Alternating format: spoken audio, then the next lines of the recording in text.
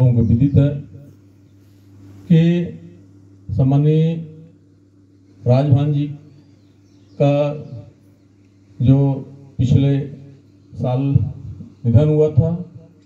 उस समय भी हम सब लोग आए थे और उनके व्यक्तित्व कर्तृत्व पे यदि बात करें तो मैं लगभग 2013 से उनसे जुड़ा था और कई बार हम घर आए और जो ओसारी कहा थे, ओसारी में बैठ के जो है तख्ता में हम लोग काफ़ी चर्चा किए। उन्होंने अपने जीवन का जो है तो संघर्ष बताए थे कि हमारी जब 14 वर्ष की उम्र थी तो हमारे पिताजी जो तो नहीं रहे और उस समय से जो है तो हम घर परिवार की जिम्मेदारी चाचा जी के साथ मिलके सब कुछ किए। बहनों की शादी भी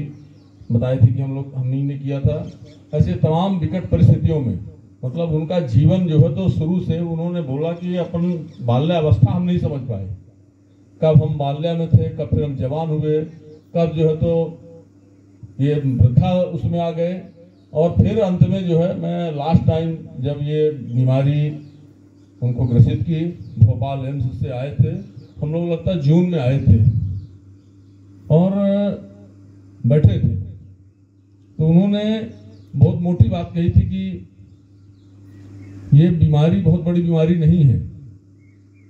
ये जो है तो सब चलती रहती है और अभी हम जो है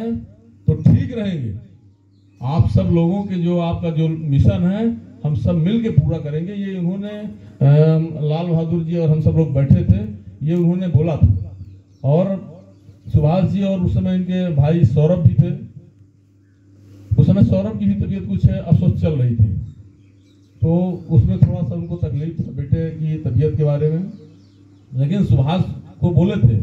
इस बेटे को हमने जो है लगा दिया हूं समाज सेवा के लिए। वो एक अलग बात है कि समाज सेवा जो है तो एक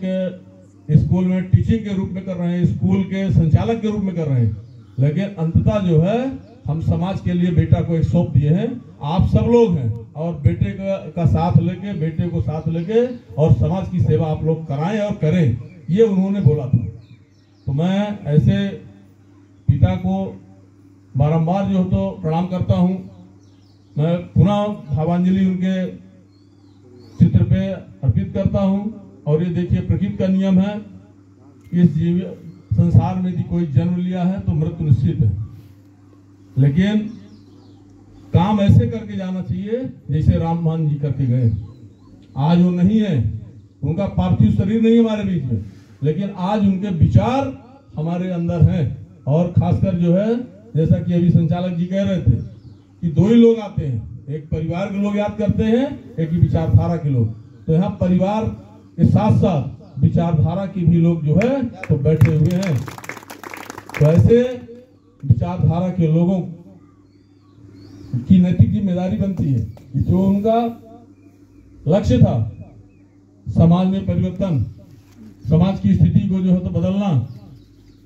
तो उसमें